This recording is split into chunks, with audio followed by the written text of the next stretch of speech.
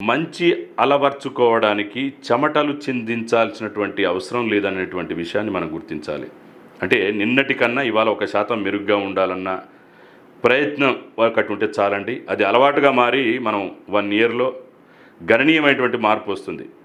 మొదట్లో కొద్దిగా కష్టం అనిపిస్తుందండి. మీ లక్ష్యాన్ని అనుకున్న సమయంలో పూర్తి చేసేట అవకాశం మనం మంచి అలవాట్లను గనక పెంపొందించుకుంటే మనం సాధించొచ్చు. ఇంకోటి, క్రమం తప్పకుండా చేస్తున్న వాటిని ఓ పేపర్ మీద రాసి స్టార్ గుర్తు పెట్టుకోవాలండి.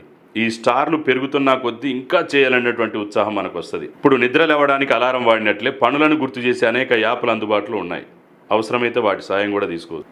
ఇక జీవితాన్ని మెరుగుపరుచుకోవడానికైనా దిగదార్చుకోవడానికైనా ఒక్క అలవాటండి. మంచి అలవాట్లు ఎంచుకున్న వారే విజేతలుగా నిలుస్తారన్నది మనం గుర్తించాల్సినటువంటి విషయం.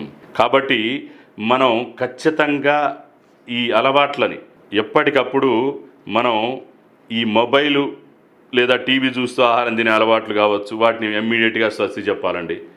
అదేవిధంగా మనం రోజువారీ జీవితంలో ధ్యానాన్ని, మెడిటేషన్ని భాగం చేసుకోవాలి. ఖచ్చితంగా మనం ముందు రోజు కంటే కొద్దిగా ముందు నిద్ర, అంటే ఖచ్చితంగా పర్ఫెక్ట్గా 7 నుంచి 8 గంటల నిద్ర ఉండే విధంగా చూసుకోవడం.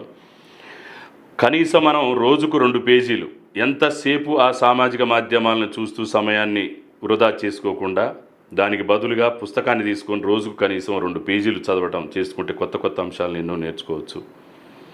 ఇంకొకటి, రోజుకు 5 నిమిషాల పాటు మన జీవితంలో జరిగిన మంచిని గుర్తుంచుకోవడానికి కేటాయించాలి.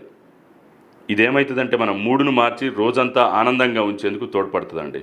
ఇక ఇలాంటివన్నీ కూడా చిన్న చిన్న అలవాట్లు, మైక్రో హ్యాబిట్స్ని మనం కనుక అలవర్చుకున్నట్లయితే, అలవాటు చేసుకున్నట్లయితే ఈ నైపుణ్యాల్లో మనం గణనీయమైనటువంటి మార్పు